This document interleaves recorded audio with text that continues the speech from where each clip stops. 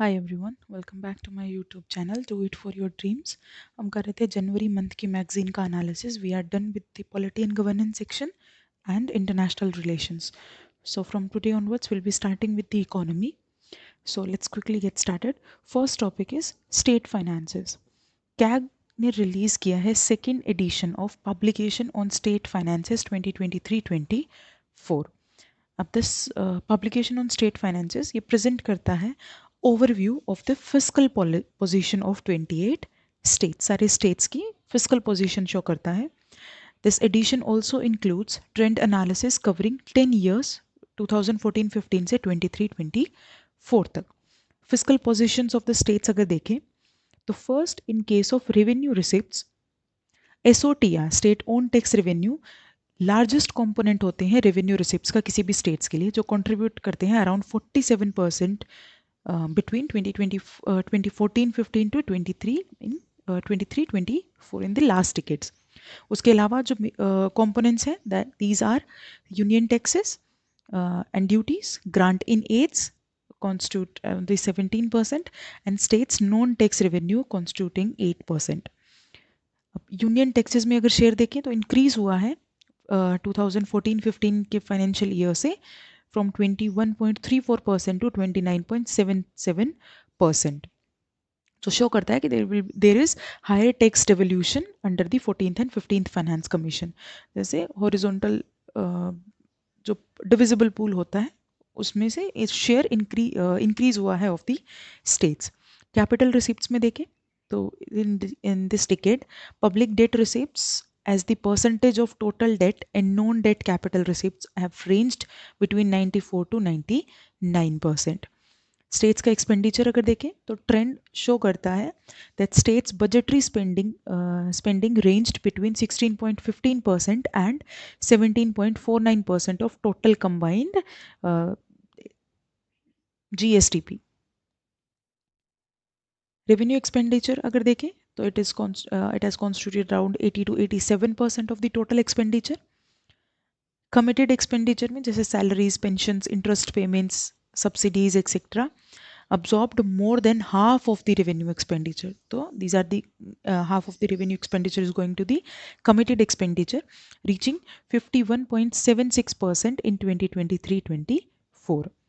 Capital expenditure में on average states का capital expenditure have remained in the range 13 to 20% of the total budgetary spending during the decade. Revenue and fiscal deficits में देखें तो 2023-24 के financial year में total of 16 states जो revenue surplus में थे और 12 states were in the deficit.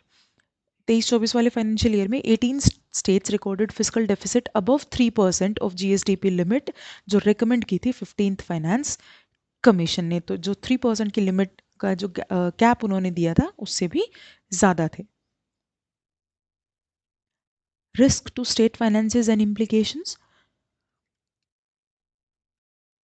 First is unconditional cash transfer, rapid scale up and persistence of UCTs. इतनी वजह से concerns बनते हैं about the fiscal sustainability and medium term growth. Economic survey 2026 के अकॉर्डिंग ये डेटा है on unconditional cash transfer. Survey noted that number of states implementing UCTs program is rising steadily, increase हो रहे हैं.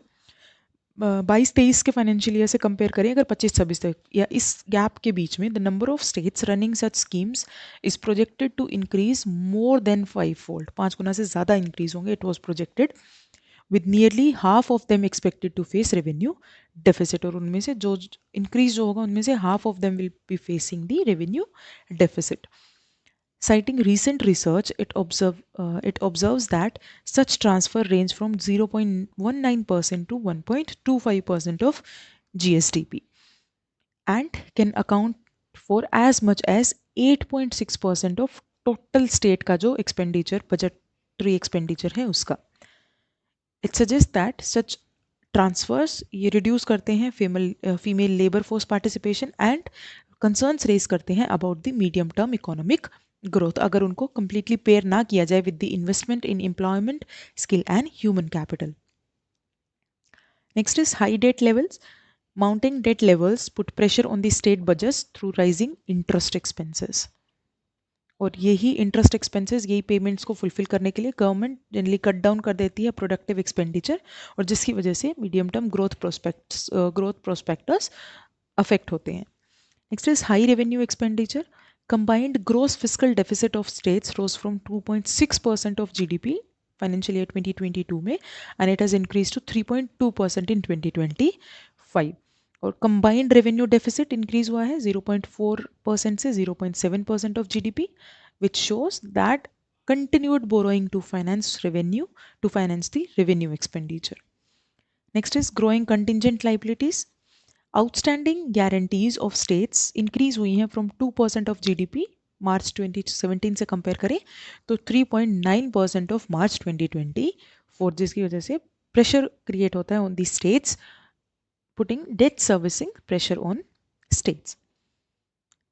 RBI's report on demographic transition in India, implications for state finances. So this is demographic transition, window of opportunity. So one component is youthful states, window of opportunity open, and second is aging states, was showing the window of closing opportunities. So किन basis पे ये decide किया जाता है? Declining fertility rate and median age. अगर increase हो रही है तो life expectancy increase हो रही है तो dependency is reducing dependency.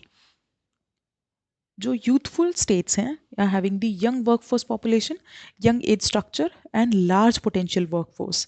जो एजिंग स्टेट्स हैं they are matured age structure, relatively shrinking potential workforce, कम हो जाता है, and ageing population that is dwindling workforce. So coming to the fiscal implications, this is revenue implication and expenditure implication. Revenue में the larger workforce and urbanisation, तो tax base बढ़ेगा जिसकी वजह से they will be boost in direct and indirect tax receipts. Education expenditure में अगर देखें तो education dominate social sector expenditure followed by pension. And physical implications अगर एजिंग स्टेट्स का देखें तो revenue will shrinking labour force labour, the long term growth and erosion of tax base, क्योंकि majority of the population अगर ageing है तो they will not be working.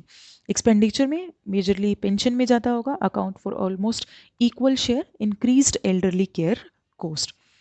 Physical sustainability challenges क्या है? Population ageing and physical health. Negative impact होगा on revenue because of lower labour force and slower growth, substantial resource allocation for elderly care, and which will result in limiting the fiscal policy space and effectiveness. कुछ recommendations दी हैं for the fiscal sustainability. For youthful states, there is a need to strengthen the revenue mobilization. कैसे होगा? Tax base को broaden किया जाए and human capital and infrastructure में invest किया जाए. Proactively expand the employment opportunity, क्योंकि एजिंग यूथ पॉपुलेशन है तो लेबर फोर्स भी इंक्रीज हो सकती है. Boost labour intensive sectors to convert demographic dividend. Ageing states के लिए prioritise on the health care financing reforms, boost करें लेबर सप्लाई को, इंक्रीज करें retirement ages, flexible work hours provide करें and reskilling older workers.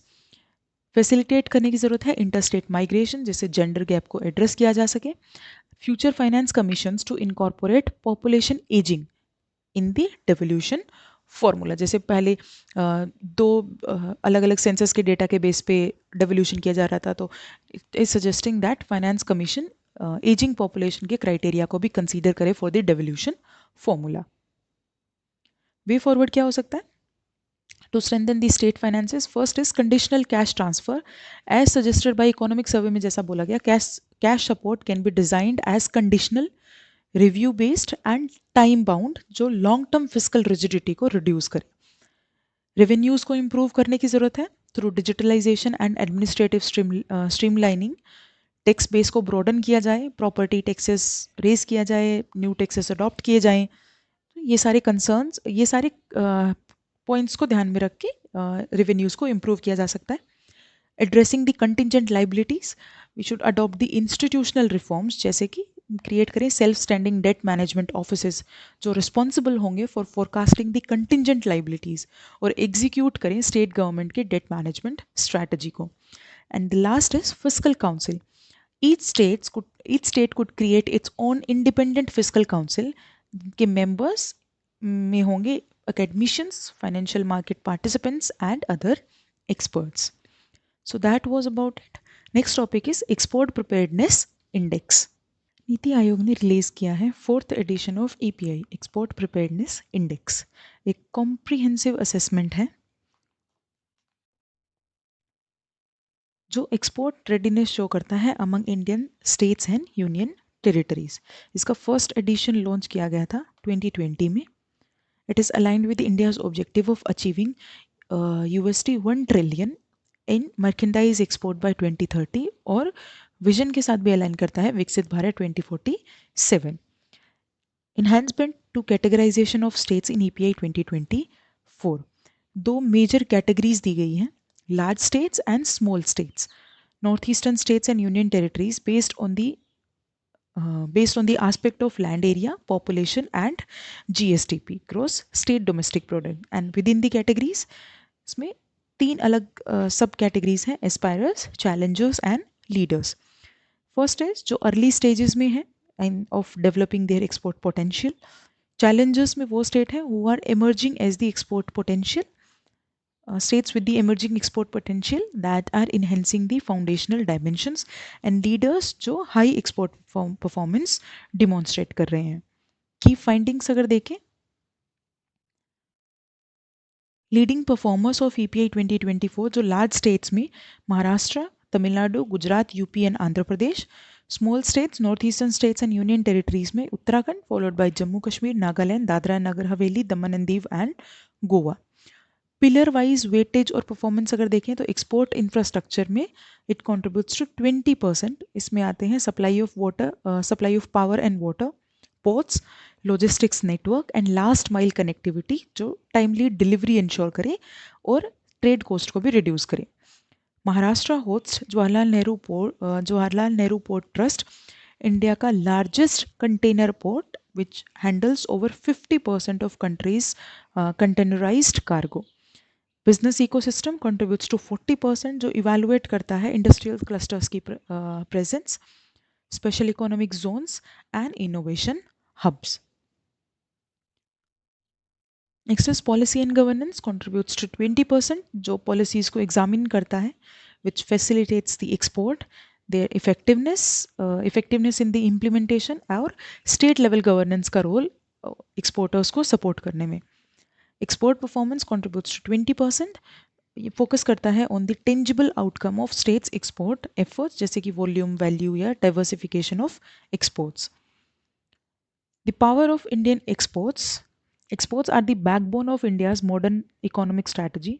GDP का share increase हुआ है to 21.2%. 2015 में ये कंट्रीब्यूट कर रहा था 19.8%.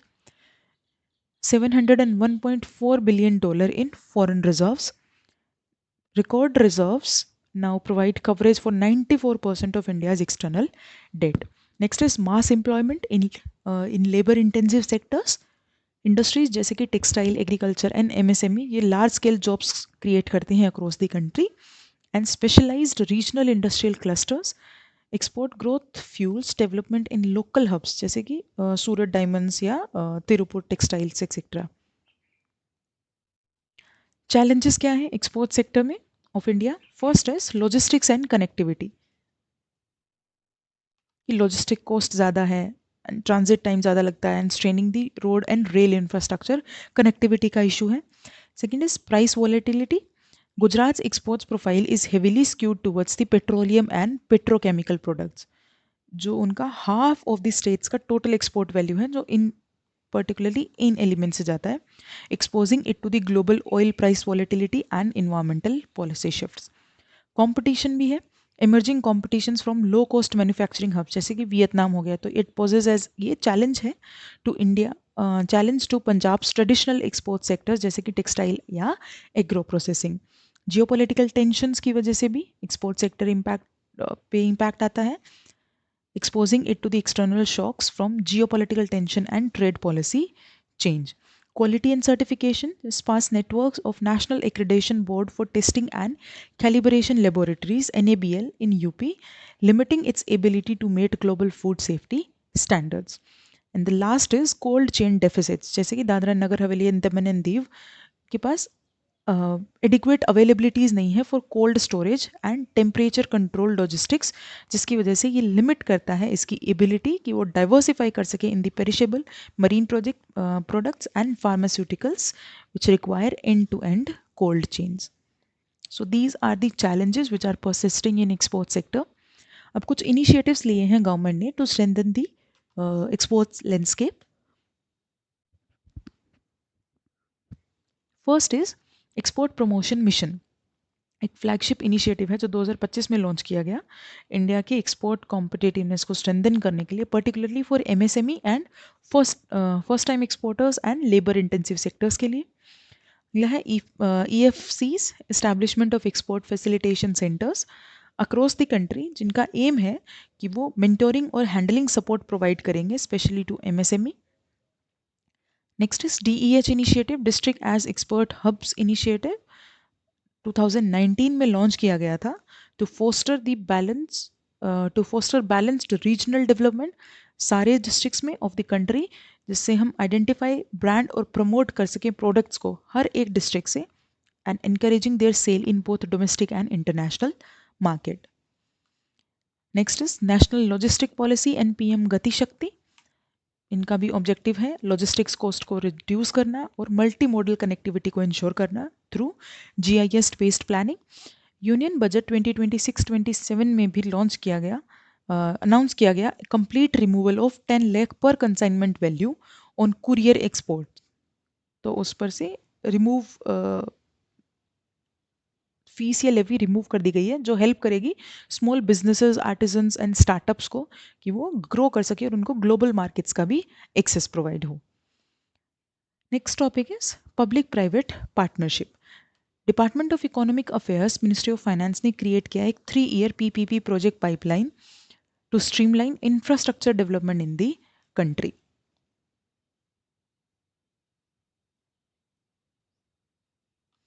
This followed 12.2 lakh crore public capex capital expenditure announce किया गया बजट में, यूनियन बजट 2026-27 में.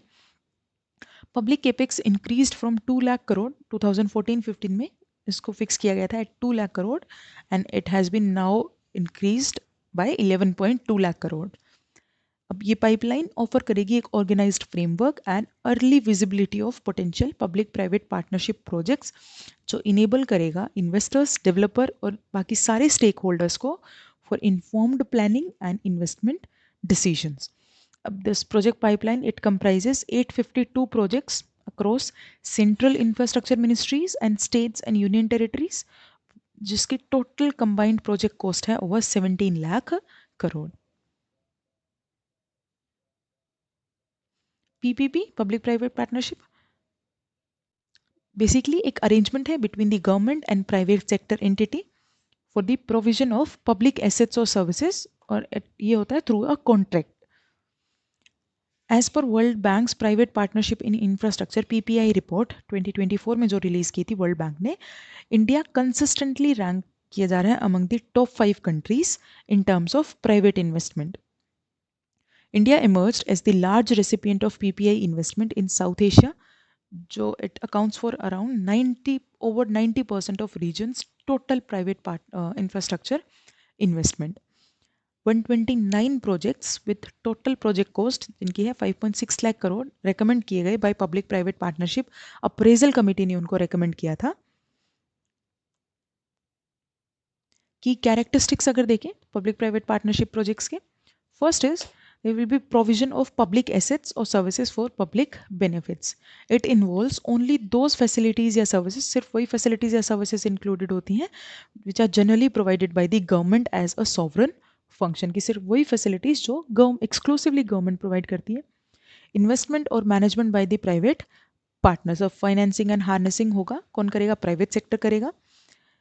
Time period, it expires at the end of the specified time period unless जब तक उसको एक्सटेंड फर्दर ना किया जाए mutually by the government and the private entity. Risk share हो जाता है between the government and the private entity. Performance linked payments depending on the service quality and delivery, not merely on the provision of an or asset or facility. तो payments will be according to the performance या फिर according to the quality of the goods or services. Conformity to the performance standards encourage करता है innovation and efficiency को. अब कुछ investment models दे रखे हैं under public private partnership.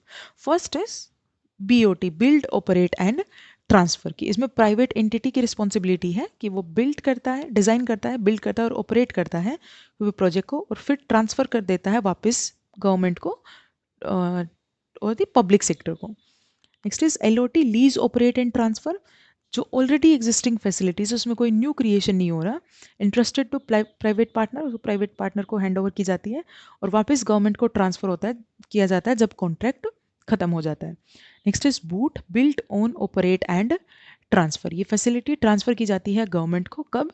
After the end of contract period, post private partner recovers his investment की जब sorry कि जब प्राइवेट पार्टनर के पास जितनी कॉस्ट उसने इनकर की होगी जब वो रिकवर कर लेगा तो उसके बाद ये ट्रांसफ़र कर दिया जाते हैं वापस projects, completed projects to the government. Next is EPC, engineering procurement and construction.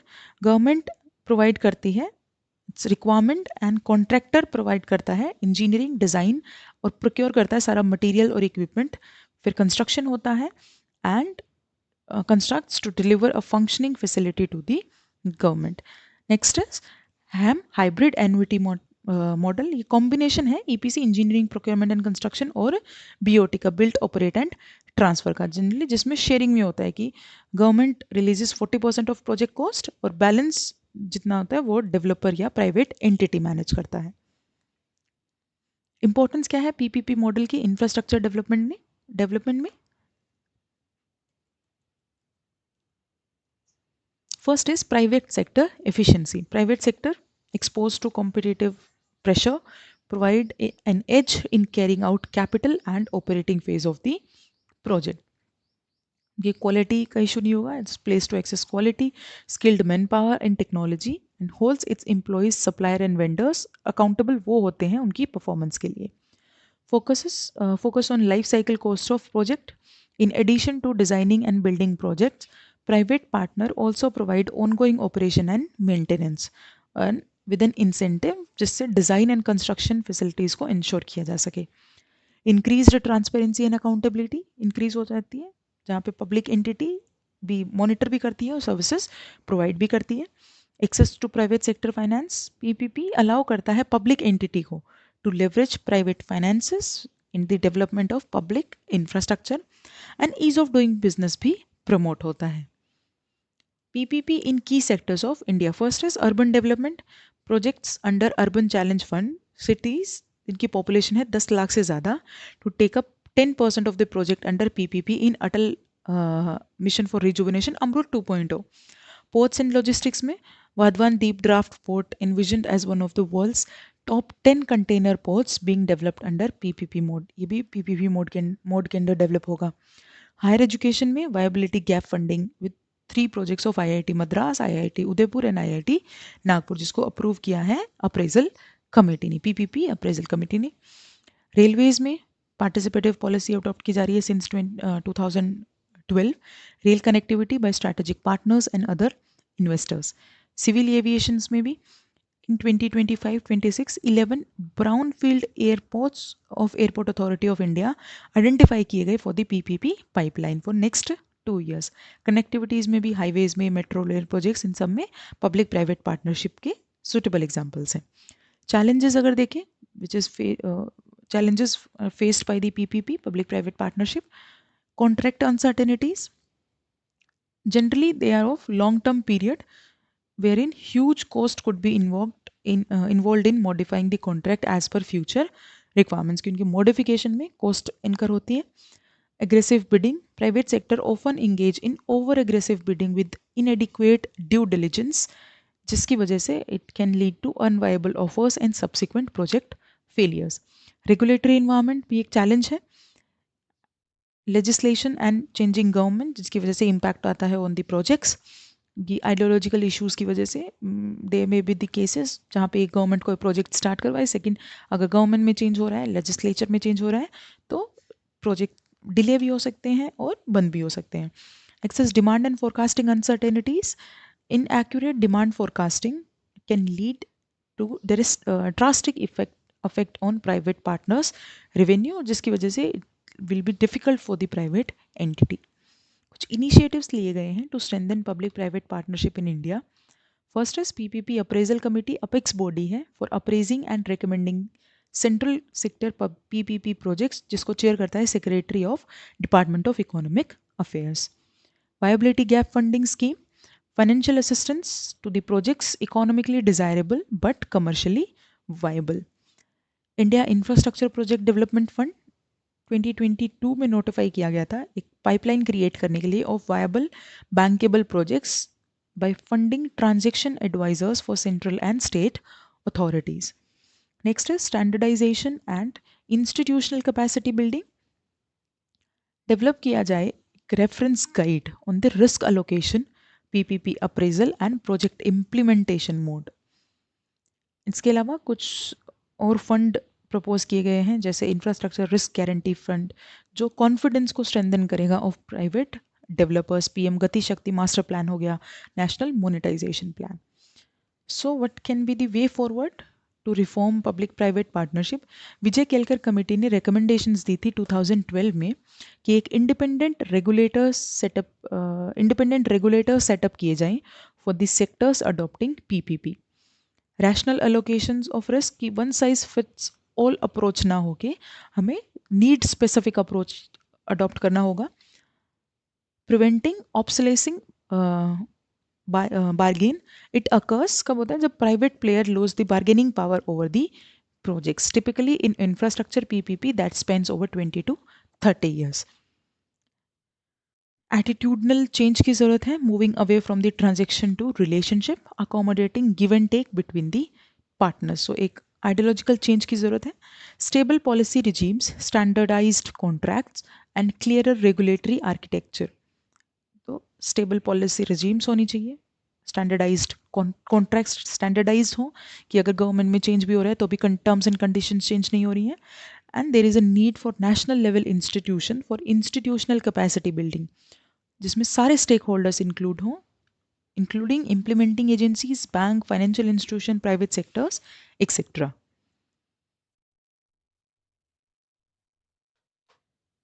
Next topic is revision of consumer price index. Ministry of Statistics and Program Implementation ने रिवाइज किया है CPI with new base year 2024. Key findings of CPI for January 2026. एक है CPI general, that year on year inflation rate based on all India CPI, इसका base year होगा 2024 के base year के हिसाब से 2.75%. Inflation rates for rural and urban, rural के लिए है 2.73% एंड अर्बन के लिए 2.77%. फूड इन्फ्लेशन जो ऑल इंडिया कंज्यूमर सीपीआई जो फिक्स किया गया that is 2.13% and housing inflation is 2.05%. CPI अगर देखें consumer price index, it is designed measure करने के लिए changes over time in general level of retail prices of selected goods and services जो household purchase करते हैं for the purpose of consumption. हर एक आइटम सीपीआई बास्केट में हर एक आइटम का एक स्पेसिफिक वेट है जो इसका रिलेटिव शेयर शो करता है to the total consumer spending. CPI rural, urban and combined have been started releasing by Ministry of Statistics and Program Implementation ने शुरू किया था from January 2011 और जिसका बेस ईयर था 2010. CPI combined जो रूरल और अर्बन दोनों हाउस होल्ड्स को कवर करता है, it is used as the headline inflation measure. The base year choose कैसे होता है? Taken as a reference point, base year को as a reference point consider किया जाता है जिसका इंडेक्स है 100 जो कंपेयर करता है प्राइसेस को over the time. It is important because it helps measure how much prices have increased or decreased and it keeps inflation figures relevant and easy to understand. Formula क्या है? Compile करते हैं CPI को that is Laspeyres index formula use किया जाता है based on 3 elements, base year price, base year के weights and current months price. तो इन 3 इंडिकेटर्स के बेस पे सीपीआई कैलकुलेट किया जाता है।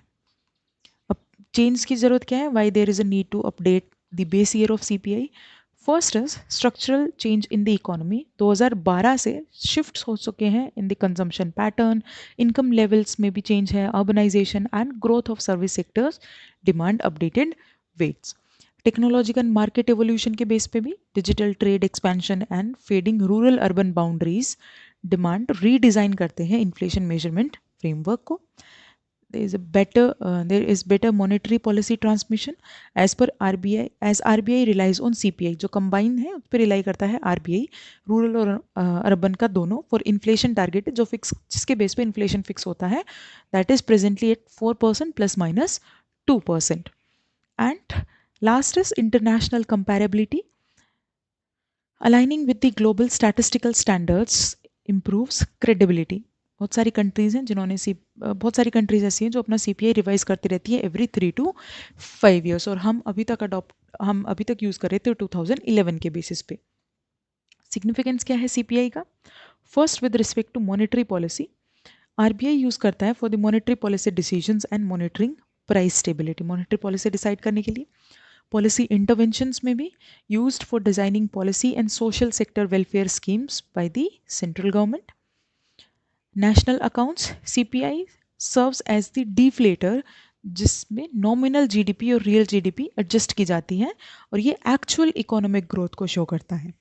Wage and contract indexing for revising wages, updating tax brackets, adjusting social security payments, and for escalation clause in contract. कुछ की चेंजेस कंपेयर किए गए हैं 2012 और 24 वाले में। जैसे सीपीआई 2024 का बेस ईयर है 24 और 12 का था 2012। कवरेज मार्केट्स, यहाँ आइटम्स कौन कौन सी कवर थी? टोटल 358 बास्केट में एंटिटीज थी। गुड्स विल इंक्रीज फ्रॉम 358 है, पहले गुड्स थी 259, it has been increase to 308 and services 40 से 50 हो गई हैं। 2012 वाले में at the all India level prices are collected for 299 items, जिसमें से रूरल के लिए थी 288 and 281 in the urban.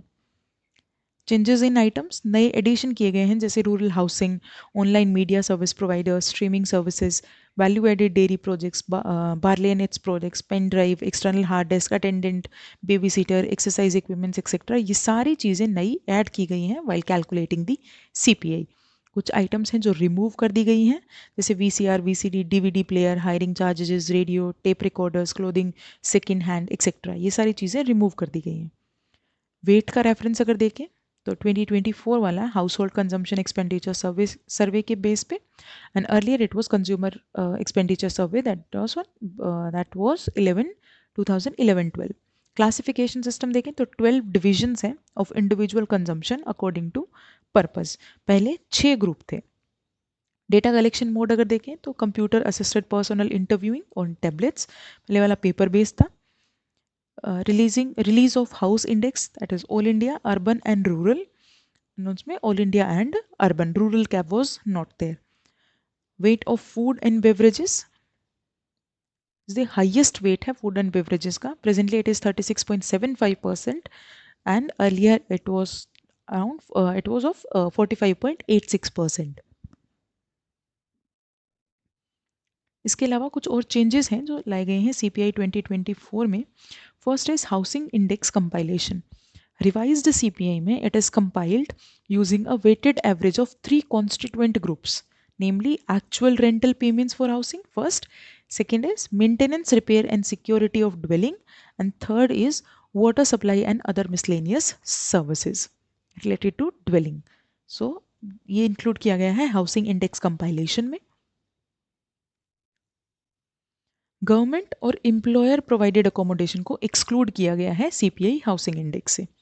Next is inclusion of alternative data sources to reflect the changing purchasing behaviour. CPI present वाला जो 2024 वाला है, 2024 series supplement the traditional collection with alternative data sources, और वो कौन कौन से होंगे? E commerce prices, online sources and administrative data for standardised services, जैसे रेल फेयर्स हो गया, पोस्टल चार्जेस हो गया, फ्यूल प्राइसेस हो गया, etcetera. Next is linking factors and back series to facilitate continuity and ease of analysis on the basis of time series data. Linking factor calculate किया जाएगा to connect two series over a common overlapping period. Next topic is Startup India. National Startup Day on January 16, 2026 marked a decade of Startup India initiative को 10 साल complete हो गए. Startup India initiative 16 जनवरी 2016 को launch किया गया था. Eight was 16 जनवरी को declare किया गया as national startup day in 2022. Startups की definition first is about related to the legal structure. Incorporate या रजिस्टर किया जाता है इंडिया में as a private limited company, एक पार्टनरशिप फर्म या लिमिटेड लाइबिलिटी पार्टनरशिप, और a cooperative society including multi state cooperative societies. Existence में होना चाहिए up to 10 years from the date of incorporation or registration. Turnover should not exceed 200 crore rupees. Scope of work क्या है? Towards innovation, development और improvements of चाहे product हो, process हो, services हो, and it has a scalable business model with a high potential जिससे employment generate हो और wealth creation हो. कोई भी entity अगर वो बनी है by the splitting up of split होने की वजह से एग्जिस्टिंग बिजनेस के, तो उसको स्टार्टअप कंसीडर नहीं किया जाएगा. इससे रिलेटेड डेटा बैंक दे रखा है startup ecosystem in India. 2 lakh DPIIT, department of promotion of industries and internal trade, recognised startup in India in 2025. Third largest startup ecosystem है इंडिया का ग्लोबली. 78% राइज हुआ है in the funding for deep tech companies in 2024. 45% of recognised startup having at least a woman director or partner as of December 2025. So female participation, and around 50% of recognized startups are now emerged from tier 2 and tier 3 cities.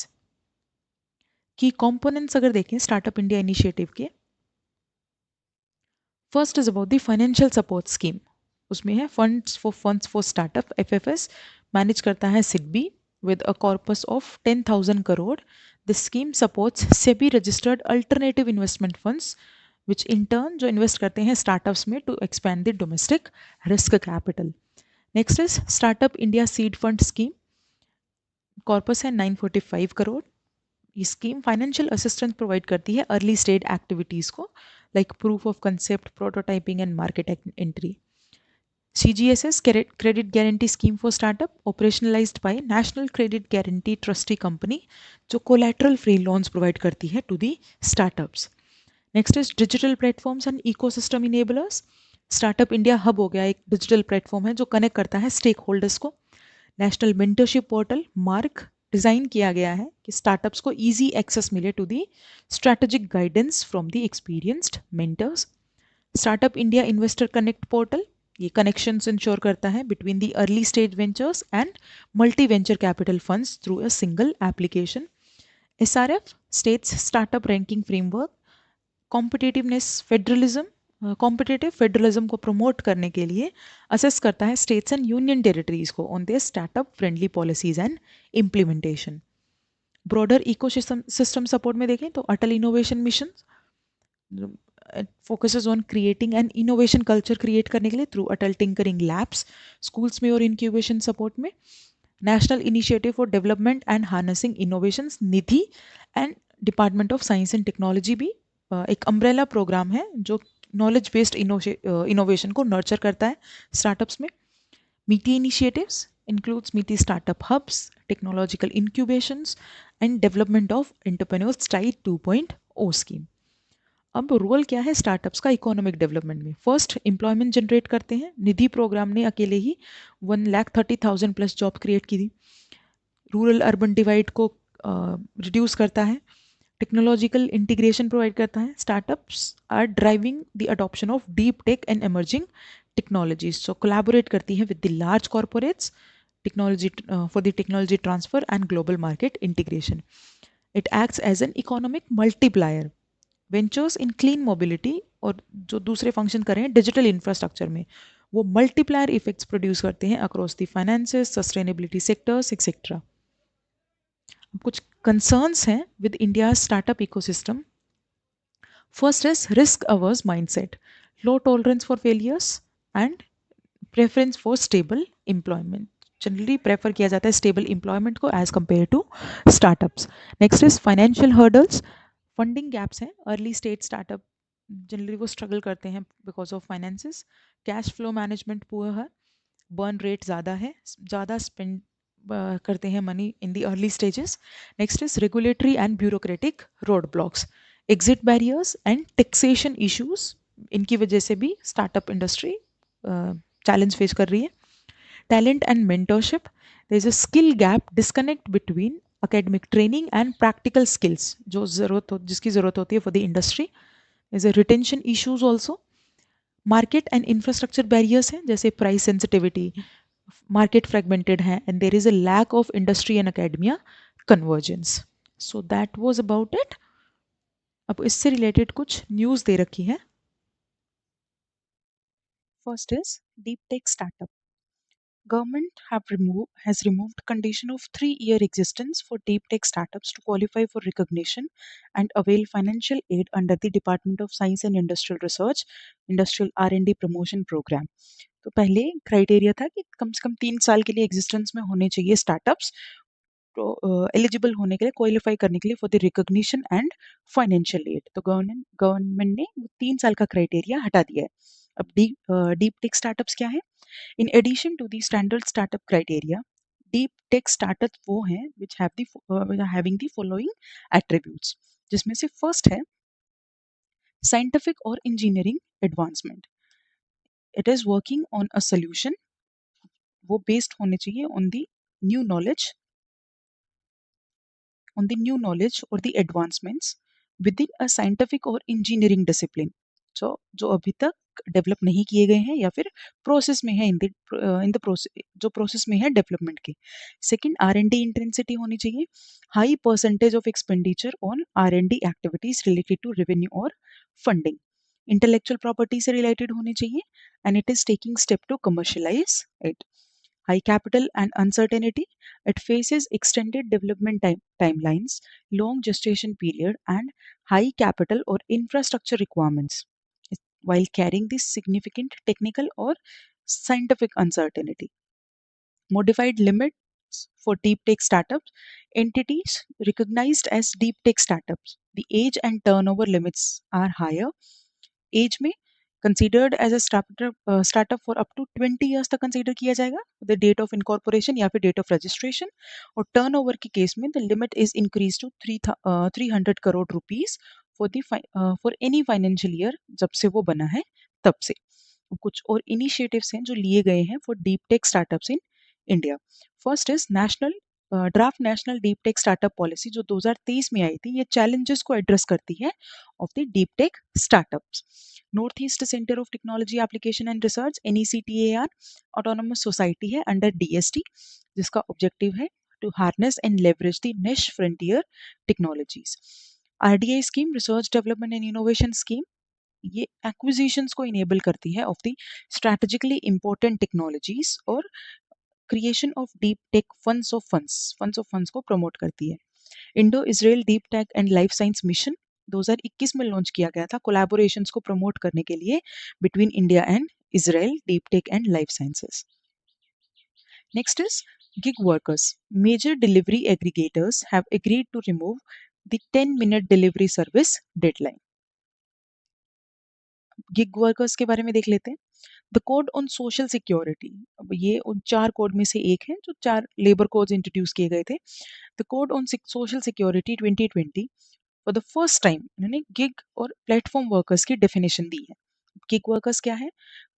वो लोग जो काम करते हैं और participate करते हैं काम में या फिर पार्टिसिपेट करते हैं in work arrangements and earns from such activities, but वो activities are outside of traditional employer employee relationship, जो किसी फॉर्मल एम्प्लॉयर एम्प्लॉई रिलेशनशिप के बाहर से कोई काम करते हैं और एक्टिविटीज करते हैं, they are earning out of them. So those are the gig workers. Platform workers, persons engaged in और अंडरटेकिंग प्लेटफॉर्म वर्क, उनको प्लेटफॉर्म वर्कर्स बोला गया. अब प्लेटफॉर्म वर्क क्या है? बीइंग अ वर्क अरेंजमेंट जहाँ पे ऑर्गेनाइजेशन या इंडिविजुअल ऑनलाइन प्लेटफॉर्म्स यूज करते हैं for to access other organization or individuals to solve the specific problems या कोई स्पेसिफिक सर्विसेज प्रोवाइड करें तो उनको बोला जाता है प्लेटफॉर्म वर्कर्स या वो काम है प्लेटफॉर्म वर्क और उसको करने वाले को बोलते हैं प्लेटफॉर्म वर्कर्स.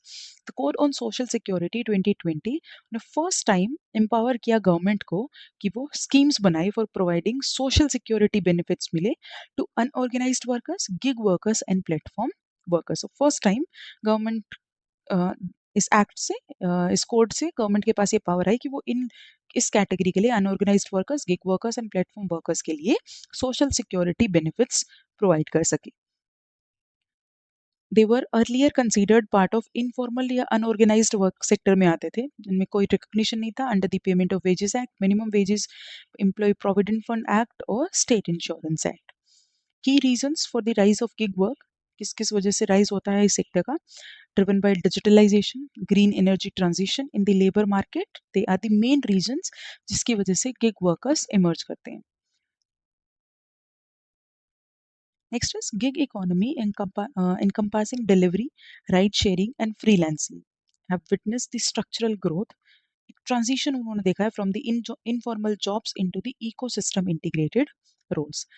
प्रेजेंट स्टेटस देखें तो it represent over 2% of total workforce in India. ये डेटा है इकोनॉमिक सर्वे का. As per NITI Aayog, gig workers is expected to expand to 2.35 crore by 2029-30 की. ये और भी ग्रो करेगा sector in terms of workforce. Benefits क्या है गिग एम्प्लॉयमेंट के? First is about the flexibility. They can work remotely, task based हैं एंड ऑन डिमांड बेसिस पे हैं. Next is diverse income opportunities enable करते हैं वर्कर्स को. ग्लोबल मार्केट एक्सेस, प्लेटफॉर्म जैसे उबर, एयरबीएनबी हो गया, अमेजोन हो गया, ये कनेक्ट करते हैं वर्कर्स को with the clients across regions. Skill development, sector requires range of digital and soft skill etcetera. तो उनके लिए उनमें जो मेन फंक्शनिंग जो प्रोवाइड करते हैं, मेन जो फंक्शनरीज होते हैं, they are the gig workers और the platform workers. Micro entrepreneurship लोगों को अलाउ करता है citizens को to monetize their skills, assets and time and removing the expensive startup cost. Platform offers the women workers opportunity. तो ये females को भी employment provide करता है. कुछ issues हैं with the gig workers. First is algorithmic asymmetry. Platform algorithms control work allocation, performance monitoring, wages and supply demand matching जिसकी वजह से concerns raise होते हैं about the algorithmic biases. Platform aggregators have broad access to workers information, पर workers के पास उतना access नहीं होता जिसकी वजह से it creates the information asymmetry. Income and job uncertainty, sector is heavily reliant on the market demand with about 40% of gig workers और जो अर्न करते हैं less than 15,000 per month. Lack of collective bargaining power, क्योंकि gig economy है, being a recent and emergent phenomena, employer-employee relationship नहीं है, traditional concept नहीं है, collective bargaining नहीं है, and they are not fully, concept like them are not fully matured. Next is limited skills. Very prominent fear है job loss का because of technological advancement, AI, machine learning, etc. जिसकी वजह से workers की vulnerability और बढ़ जाती है. There is a lack of suitable classification. While the law recognizes gig and platform workers as a distinct category, but it treats them largely homogeneous group which are highly segmented by skill. There are other concerns जैसे mental and health concerns हो गए because of irregular schedule, क्योंकि fixed time period नहीं है job का, या they are working according to their time or according to the demand of the market. कुछ initiatives लिए गए हैं to promote the welfare of gig workers. First is very prominent जिसमें discuss किया गया, डेफिनेशन दी गई, कोड ऑन सोशल सिक्योरिटी 2020 में आया. वेलफेयर और social security fund, it mandates aggregators कि वो कंट्रीब्यूट करेंगे 1 to 2% of their annual turnover for the insurance and pensions of the gig workers. Second is national social security board. ये government को advice करता है कि वो फॉर्मुलेट और मॉनिटर करे suitable schemes for the gig workers and platform workers.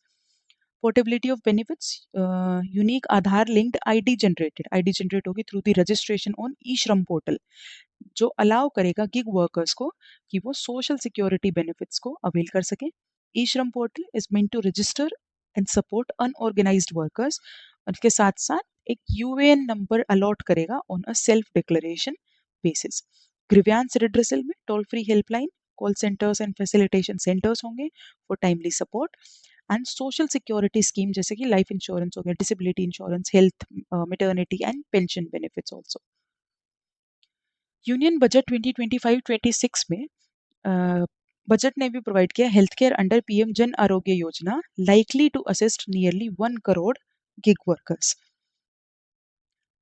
12 major aggregators जो हैं जैसे Zomato, Blinkit, Urban Company, Uber, Amazon, Ola, Swiggy etcetera have been onboarded to the Ayushman Bharat Pradhan Mantri Jan Arogya योजना benefits.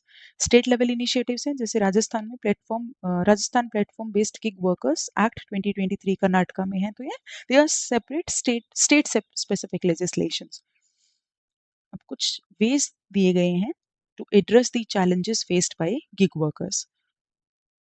First is there is a need to expedite the implementation of social security code कि इसको जल्दी implement करने की जरूरत है across all the states and union territories. Second is strengthening the social security coverage, tailored schemes, wider e-stream registrations, regular monitoring of fund का and use of wider healthcare delivery.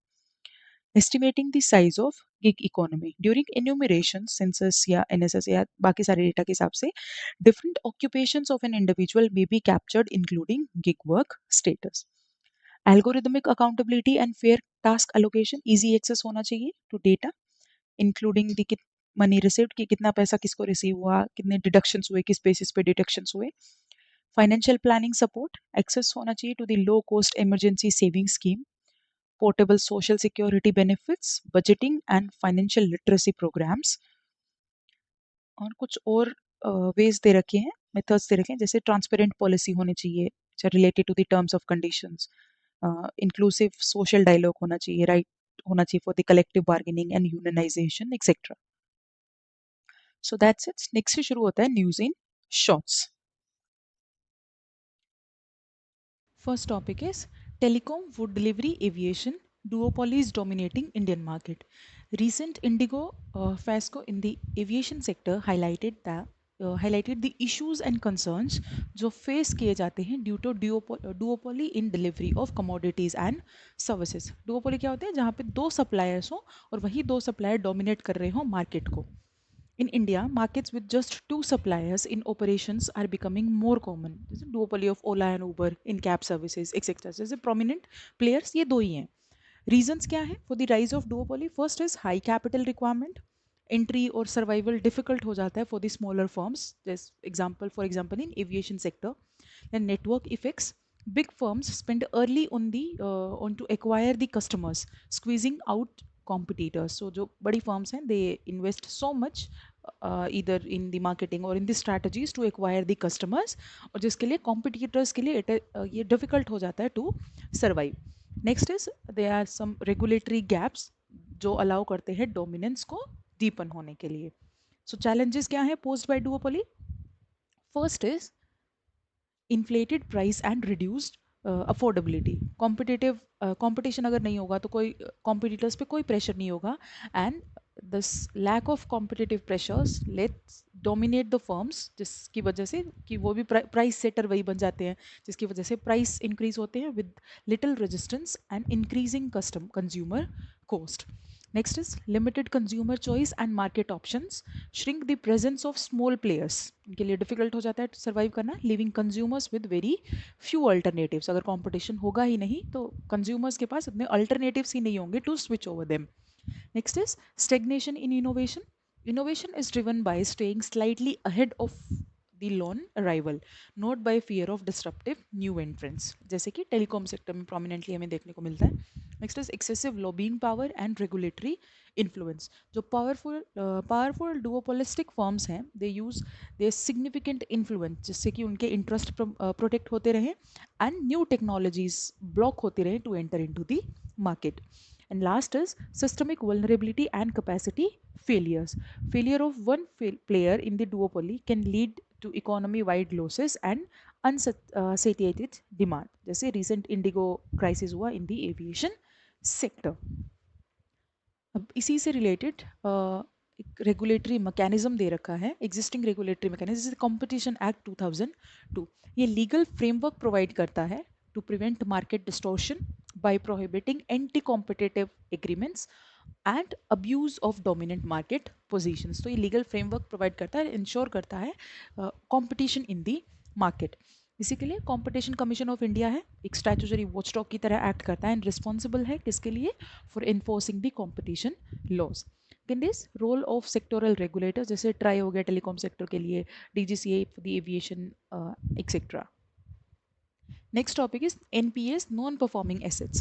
According to the report on trend and progress of banking in India 2024-25 जो release की है RBI ने, NPA of Indian Bank has reached a multi-decade low with the gross NPA ratio dropping to 2.1% by late 2025. तो अब ये रह गया है 2.1% जो gross NPA ratio है वो। NPA is non-performing assets. The net NPA ratio also declined to 0.5% March 2025 तक.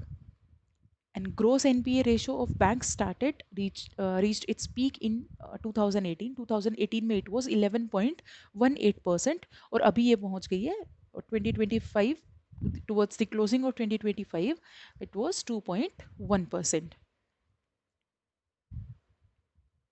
अब नॉन परफॉर्मिंग एसेट्स क्या है, ये वो लोन्स या एडवांसेस हैं फॉर विच प्रिंसिपल और interest payments remains over due रहती है फॉर मोर देन 90 डेज। अगर 90 डेज तक ना principal amount and interest payment, अगर कुछ भी पेमेंट रीपेमेंट नहीं हुआ है, ये ड्यू है बैंक्स के लिए, तो that will be considered as NPS, non performing assets. अब एक है ग्रोस एनपीए और एक दे रखा है नेट एनपीए। ग्रोस एनपीए क्या है, टोटल वैल्यू ऑफ लोन्स जहाँ पे प्रिंसिपल या इंटरेस्ट ओवरड्यू है, and net NPA is obtained by subtracting the provisions from the gross NPA. provisions जैसे the funds of bank set aside to cover expected, जैसे हर एक bank अपना कुछ amount reserve में रखते हैं टू कवर दी, अगर कि नॉन परफॉर्मिंग एसेट्स, अगर एब्सोल्यूट ये क्लैरिटी हो गई है कि वो नॉन परफॉर्मिंग है, वो पैसा वापस नहीं आने वाला, तो उस को बैलेंस करने के लिए बैंक्स कुछ पैसा अपने पास रिजर्व में रखते हैं to compensate the non performing assets. तो जब ग्रोस में से इसी रिजर्व को सब्सट्रैक्ट किया जाए, इन्हीं प्रोविजंस को सब्ट्रैक्ट किया जाए, तो वो बचता है नेट नॉन परफॉर्मिंग एसेट्स। की ड्राइवर्स क्या है नॉन परफॉर्मिंग एसेट्स के, economic slow down, fraudulent borrowers and poor monitoring etc. So these are the prominent reasons जिनकी वजह से non performing assets create होती हैं। कुछ challenges हैं associated with NPAs, there are the high provisioning, reduced lending capacity etc. NPAs का classification दे रखा है। फर्स्ट क्राइटेरिया है वो है सब स्टैंडर्ड एसेट्स, फिर आती है डाउटफुल एसेट्स और फिर होती है लॉस एसेट्स। सब स्टैंडर्ड एसेट्स वो एसेट्स हैं जो एनपीए रही हैं for a period less than और इक्वल टू 12 मंथ, एक साल से कम वाले हैं, तो वो आती हैं सब स्टैंडर्ड एसेट्स के क्राइटेरिया में। एनपीए के अंदर 3 क्राइटेरिया हैं। Second is doubtful assets. Doubtful assets वो एसेट्स हैं दैट आर रिमेन्ड इन सब स्टैंडर्ड कैटेगरी में रह चुकी हैं जो फॉर मोर देन 12 मंथ्स, अगर 12 मंथ से कम का है तो सब स्टैंडर्ड एसेट में आएगा, और अगर 12 महीने से ज़्यादा तक के लिए सब स्टैंडर्ड एसेट के क्राइटेरिया में रहेगा तो this will be considered as doubtful assets. And third category is loss assets. Loss has been identified by the company or by the internal or external auditor or by the RBI, but the amount has not been written off wholly, तो उनको बोलते हैं loss assets। कुछ initiatives हैं जो that have played a crucial role in reducing the NPAs. First is IBC, Insolvency and Bankruptcy Code 2016, created a time-bound and creditor-driven resolution framework provide किया था for stressed assets. उसके बाद है SARFAESI act, securitisation and reconstruction of financial assets and enforcement of security interest act 2002। इसने allow किया था secured creditors को कि they can take possession of the collateral against which a loan has been provided अगर default होता है या repayment नहीं होता है तो। Next is ARCs, Asset Reconstruction Companies. Bank continued to clean their balance sheet by selling NPAs to asset reconstruction companies. कि जब कंपनीज क्रिएट की गई जिनमें बैंक्स ने अपने नॉन परफॉर्मिंग एसेट्स के रिजर्व को ट्रांसफर कर दिया टू दीज कंपनी। इसके अलावा इंद्रधनुष प्लान हो गया जैसे जो लॉन्च किया गया था to revamp the PSBs, envisaging infusion of capital in PSBs and debt recovery tribunal. So ये कुछ मेजर इनिशिएटिव्स थे जिन्होंने कंट्रीब्यूट किया towards the reduction in non performing assets. Next topic is reserve bank integrated ombudsman scheme, RB IOS 2026। Scheme है for resolving the customer grievance, customer के grievances को resolve करने के लिए। किससे related? To the services provided by entities, वो entities या grievances related उन उन सर्विसेज से रिलेटेड जो सर्विसेज प्रोवाइड रेगुलेट करता है, उन प्रोवाइड की जाती है उन एंटिटीज़ के थ्रू जिनको आरबीआई रेगुलेट करता है। ये it will come into effect from जुलाई 1 2026। अब की फीचर्स क्या हैं एज ओम्बड्समैन स्कीम के? ये cost effective, expeditious, non adversarial alternate grievance redressal mechanism है। वो कंप्लेंट्स को रिजॉल्व करेगा against the regulated entities. RBI ombudsman, RBI appoint करेगा वन और मोर इट्स ऑफिसर्स, एक या एक से ज़्यादा हो सकते हैं, as the RBI ombudsman and RBI deputy ombudsman. Generally period होगा 3 years का। Centralised receipt and processing centre establish करेगा आरबीआई, जो रिसीव और प्रोसेस करेगा कंप्लेंट्स को। पावर्स क्या होगी ओम्बड्समैन की? No limit on the dispute amount, कोई लिमिट नहीं रखी गई है डिस्प्यूट अमाउंट से related, that can be brought before RBI ombudsman. Power to provide a compensation up to 30 lakhs, 30 lakh तक की कंपनसेशन आएंगे ओम्बड्समैन के जुरिस्डिक्शन में। ग्राउंड्स क्या होंगे अब कंप्लेंट के? एक्ट और omission of regulated entity resulting in deficiency in service. This regulated entity और द कंप्लेनेंट फाइल कर सकता है appeal before the appellate authority within 30 days। Nodal officers, nodal officer regulated entity appoint करेंगे एक principal nodal officer at their head office for furnishing information on its behalf with respect to complaints filed। तो ये nodal officer regulated entity appoint करेंगे। This regulated entities covered under the RBI Integrated Ombudsman Scheme 2026 Comprehensive Grievance Redressal Mechanism। कौन कौन सी entities आएंगी? First is banking institutions, commercial bank सारे, regional rural banks and cooperative banks जो deposit accept करते हो more than 50 crore. Banking institutions में ये सारे। All non banking financial institutions सारे एक्सक्लूडिंग, अब इनमें किस किस को इंक्लूड नहीं किया है? बैंकिंग इंस्टीट्यूशन आ गए, non banking institution excluding all these. Housing finance companies include नहीं होंगी, कोर इन्वेस्टमेंट कंपनी इंक्लूड नहीं होगी, infrastructure debt fund NBFCs include नहीं होंगे, NBFCs infrastructure finance companies include नहीं होंगी, non operative financial holding companies नहीं होगी, प्राइमरी डीलर्स नहीं होंगे एंड मॉर्गेज गारंटी कंपनीज नहीं होंगी नॉन बैंकिंग फाइनेंशियल इंस्टीट्यूशंस में। Next is prepaid payment instrument issuers, all non bank prepaid payment instrument issuers वो इंक्लूड होंगे एंड क्रेडिट इंफॉर्मेशन कंपनीज भी इंक्लूडेड होंगे in the regulated entities. Next is RBI overhauls priority sector lending norms. RBI issued Reserve Bank of India Directions 2025। अब ये direction किससे related है? Priority sector lending targets and classification. Priority sector lending ensure किया जाता है कि जो vulnerable section of society है and the under developed area है, अंडर डेवलप्ड एरियाज हैं, उनको भी एक्सेस मिले क्रेडिट का। की फीचर्स क्या है of the latest RBI guidelines? First is enhanced compliance and external audit. RBI requires banks कि वो certification obtain करे from the external auditor. This audit ensures that the same underlying loan exposure is not claimed as priority sector lending by both originating bank and the intermediary bank, कि दोनों ही bank उसको claim ना करें। Next is revised sector targets. The PSL targets for small finance banks has been adjusted from 75% to 60% of their adjusted net bank credit। तो इसको कर दिया गया from earlier it was 75%, अब इसको कर दिया गया है for the small finance bank is 60% of their adjusted net bank credit। Next is inclusion of NCDC for rural credit. This is National Corporation Development Corporation, National Cooperative Development Corporation।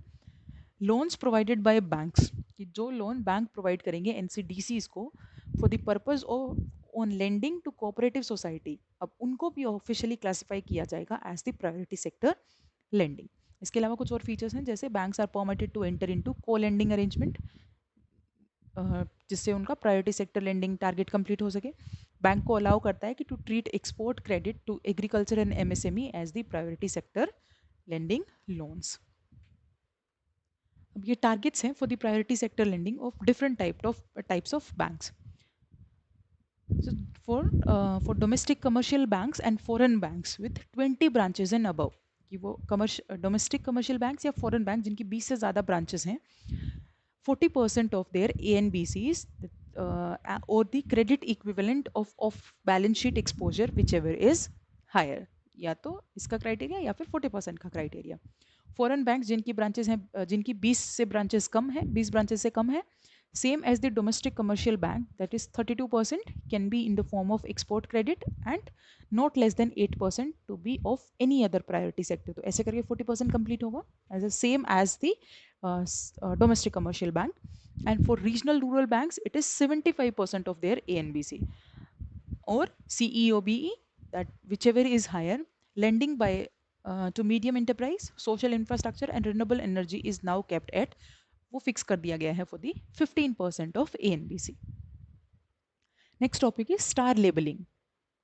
New revised star rating of Bureau of Energy Efficiency comes into force। ये एक statutory body है under the Energy Conservation Act 2001।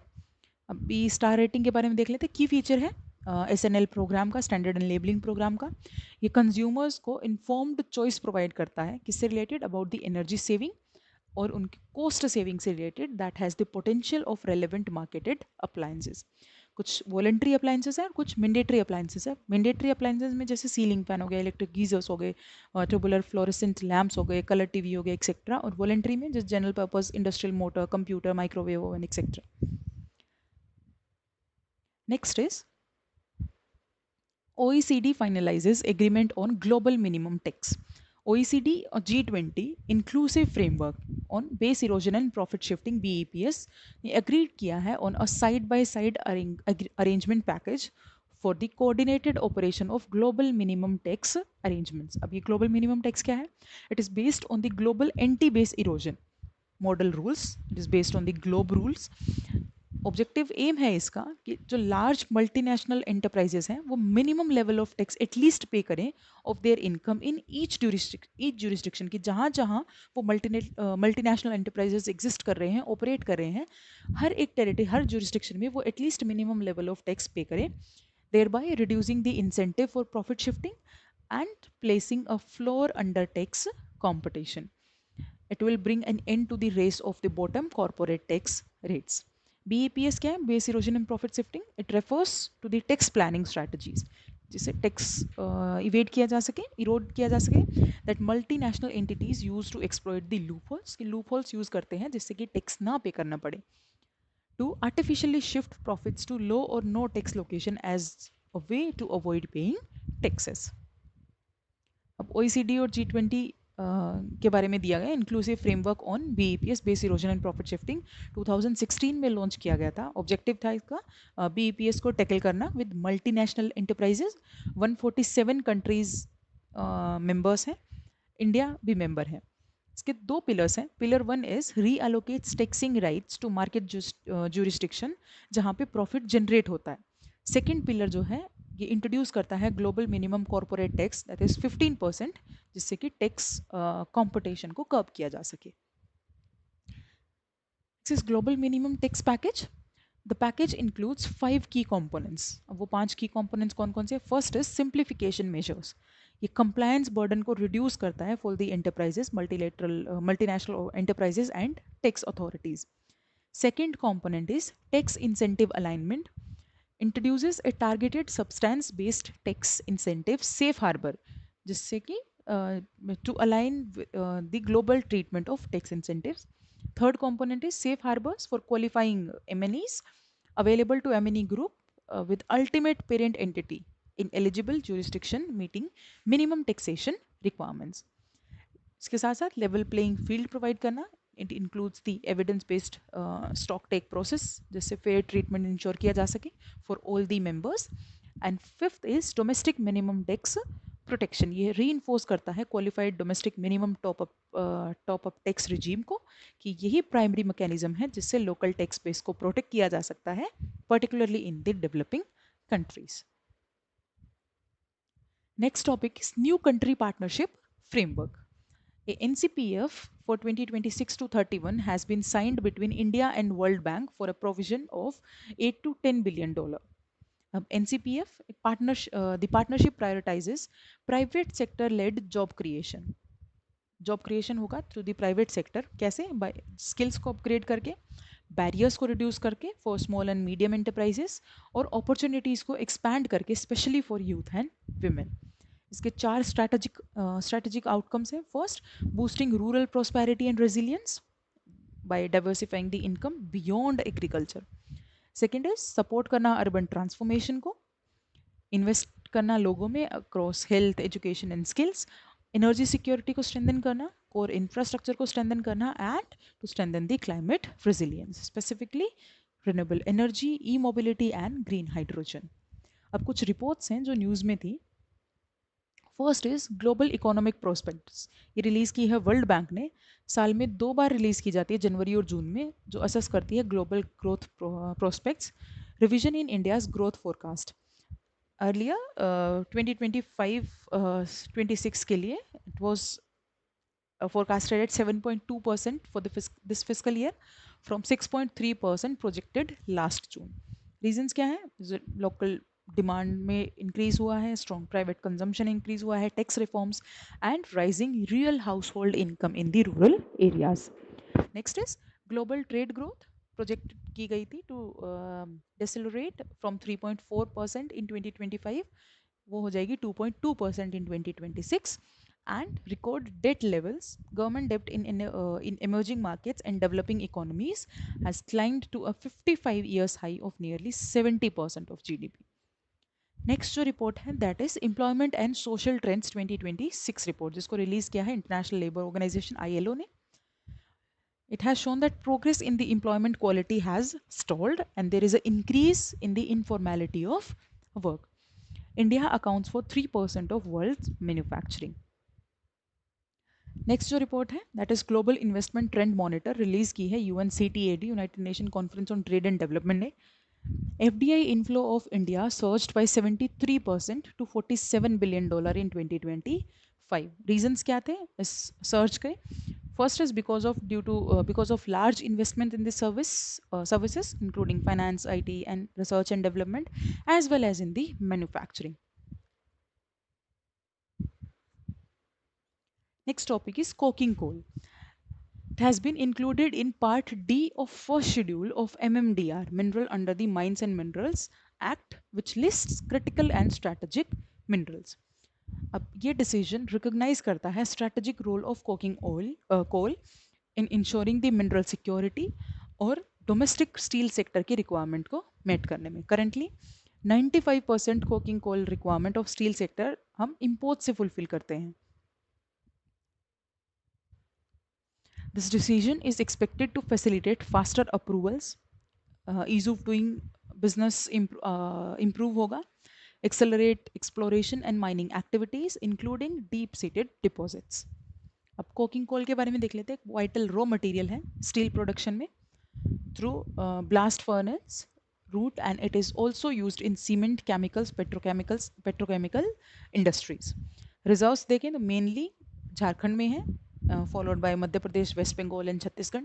challenges क्या है? Domestic production insufficient है, high ash content है and the surface levels, legacy mine issues like underground fires या land subsidence, ये कुछ मेजर इश्यूज हैं। लिमिटेड जियोलॉजिकल डेटा है हमारे पास एंड लैंड एक्विजिशन भी एक चैलेंज है। कुछ इनिशिएटिव्स लिए गए थे जैसे कि mission coking oil, 100% FDI allow की गई थी in the commercial coal minings, revenue sharing auctions, 39 first mile connectivity projects etcetera. अब MMDR एक्ट के बारे में दे रखा है,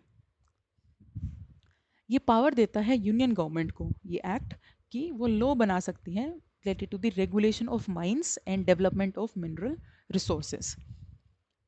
ये डिस्ट्रिक्ट मिनरल फाउंडेशन इस्टेब्लिश करता है for the welfare of people and areas affected by mining and NMET, national mineral exploration trust, to give thrust to exploration and curb illegal mining.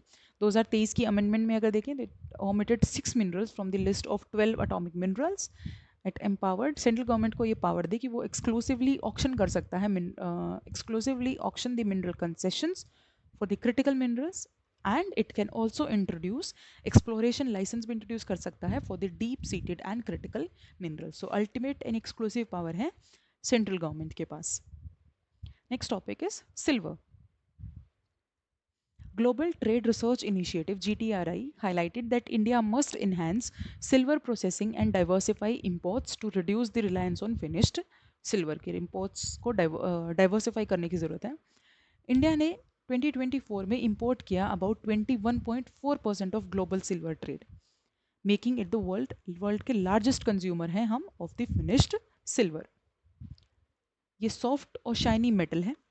Applications क्या है? Highest electrical and thermal conductivity makes it's indispensable for electronics, circuit boards, connectors, batteries and automotive system. Natural abundance देखें, it occurs in ores such as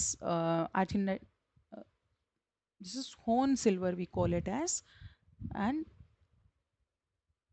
silver's antibacterial properties use होती है in the wound dressing, medical device coating में, catheters में, surgical instruments में, water purification system में and pharmaceutical compounds में. I am not able to pronounce it correctly. Okay, so next is India becomes world's largest rice producer, surpasses China. Status अगर देखिए rice production और export का, major producers of rice India 150 megaton, followed by China, Indonesia, Bangladesh, Japan, Sri Lanka and Egypt. State wise अगर production देखें तो Uttar Pradesh followed by Telangana, West Bengal, Punjab and Chhattisgarh. Export में देखें तो India is the world largest rice exporter है, और मेजर एक्सपोर्ट डेस्टिनेशन में हम एक्सपोर्ट करते हैं to Saudi Arabia, followed by Iran, Iraq, Benin and UAE. Rice crop के बारे में देख लेते हैं. मेजर फूड क्रॉप है of the world and staple diet of the tropical and sub tropical regions. Growth conditions देखें तो वेरिंग कंडीशन में India from 8 degree north to 30 degree north latitude and from the sea level to about 2500 metre altitude. Grown in variety of soils including जिसमें silt हो, loam हो and gravels हो, and it can tolerate acidity, tolerate कर सकता है as well as alkaline soils. 100 to 150 centimetre average rainfall चाहिए, high humidity होनी चाहिए and high temperature ranging from 30 degree Celsius in the day and 20 degree Celsius at the night. Pedi is a semi aquatic plant. It requires the standing water चाहिए इसको for the 3/4 of its growing season. It grows best in impermeable subsoil जिसका pH हो between 5.5 to 6.5. Cropping seasons अगर देखें, 3 distinct seasons हैं based on the region. First is winter rice, Aman जिसको बोलते हैं, सोन इन जून जुलाई में बोया जाता है और हार्वेस्ट किया जाता है नवंबर टू दिसंबर में. ओस जो ऑटम राइस है, जो वो मई जून में सो किया जाता है और हार्वेस्ट किया जाता है सितंबर अक्टूबर में. और बोरो जो समर राइस है, it is cultivated between November and May. Next is cattle breeds, Karan fries and Vrindavani. Government ने रजिस्टर की हैं 2 high yield synthetic cattle breeds, Karan fries and Vrindavani. Also new indigenous breeds of cattle and buffalo दोनों recognise की गई हैं. दोनों की breeds such as मेदिनी झारखंड में जो है, रोहिखंडी UP and Melghati is in prominent in Maharashtra. Significance क्या है ऑफ सिंथेटिक कैटल ब्रीड्स का? मिल्क प्रोडक्टिविटी इन्हांस होगी without compromising the climate adaptability and disease resistance.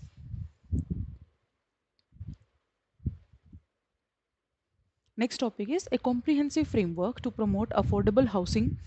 Report by NITI Aayog. Report release की है नीति आयोग ने. ये रिपोर्ट ऑफर करती है एक working definition of affordable house as a dwelling unit with a carpet area and value of up to 60 square metre and 60 lakh in metropolitan cities and 90 square meter and 45 lakhs in non-metropolitan areas.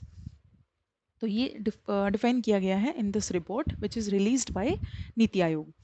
अब इसी में प्रधानमंत्री Awas Yojana urban जो 2.0 2024 में जो launch की गई थी, ये डिफाइन करती है अफोर्डेबल हाउसिंग को with the same carpet area as above and the value not exceeding 45 lakhs.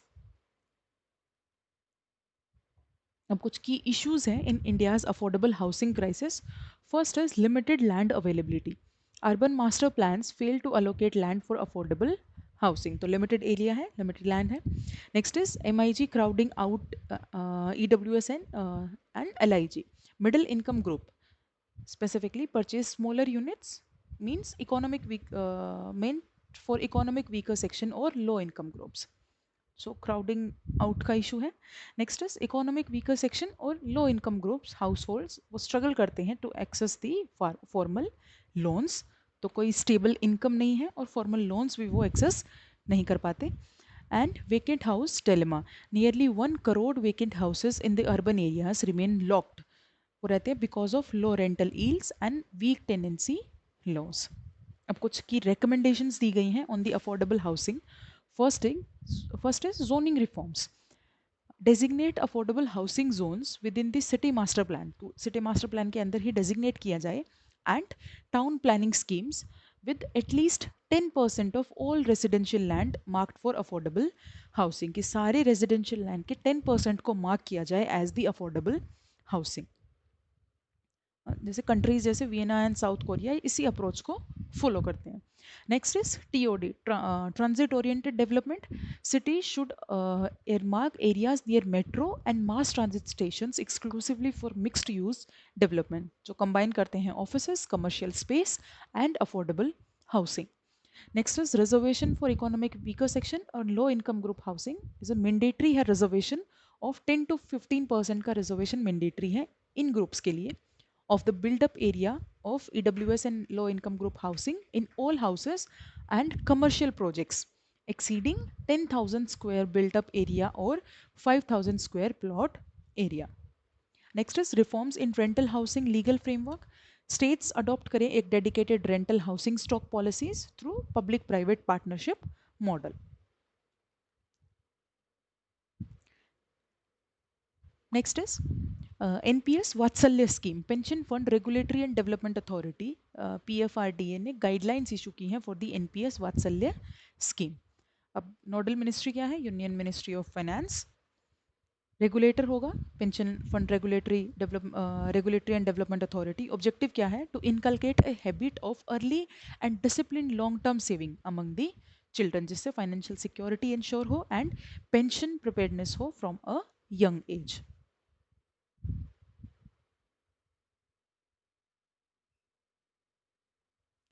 Next is to credit linked सब स्कीम लॉन्च की गई under the export promotion mission.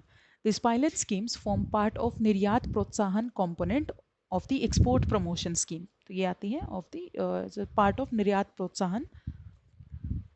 अब इस स्कीम के बारे में first component is interest subvention for pre and post shipment export credit. ये interest subvention provide करता है of 2.5% as the base rate on Indian rupee export credit. इसके अलावा एडिशनल इंसेंटिव है एक्सपोर्टर्स के लिए of the not under represented और emerging markets. Annual cap है 50 lakh for this financial year 2025-26. Eligibility क्या है? Restricted to exports under a notified positive list of tariff lines, जो कवर करते हैं around 75% of India's tariff lines. इसके अलावा collateral support होगा for the export credit implemented in partnership with the Credit Guarantee Fund Trust for the micro and small enterprises. ये guarantee coverage provide करता है up to 85% for micro and small exporters और 65% medium exporters के लिए. Maximum limit है 10 crore outstanding guaranteed exposure पर exporter in a financial year. और same eligibility होगी दैट इज जो एक्सपोर्ट इंटरेस्ट सबवेंशन में था, same as the it is restricted under the notified positive list of the tariff lines. अब EPM export promotion mission के बारे में देख लेते हैं. लॉन्च हुआ था नवंबर 2025 में 6 साल के लिए. फाइनेंशियल ईयर 2030 to 31 तक चलेगा. फाइनेंशियल आउटले था 25,060 करोड़ रुपीस. ऑब्जेक्टिव था provide affordable trade finance provide करना MSME सेक्टर को एंड लेबर इंटेंसिव सेक्टर को. Mission architecture two distinct but integrated pillars. First pillar was निर्यात प्रोत्साहन और दूसरा था निर्यात दिशा. निर्यात प्रोत्साहन प्रोवाइड करता है फाइनेंशियल सपोर्ट और नॉन फाइनेंशियल सपोर्ट प्रोवाइड किया जाता है under the Niryat Disha. Financial support through the instruments like जैसे इंटरेस्ट सबवेंशन हो गया है ना, कोलेट्रल गारंटी हो गया, क्रेडिट कार्ड्स हो गए for ecommerce exporters. Non financial support में आएगा support for export quality, compliance, logistics and international branding. So that's it. We are done with the economy section. In next lecture will start with the security. अगर आपको videos अच्छे लग रहे हो तो do like the videos, subscribe the channel. If you have any suggestions तो आप comment section में लिख सकते हैं. शेयर करना अपने फ्रेंड सर्कल के साथ और anyone who is preparing for any competitive exam. So see you in the next video. Till then take care.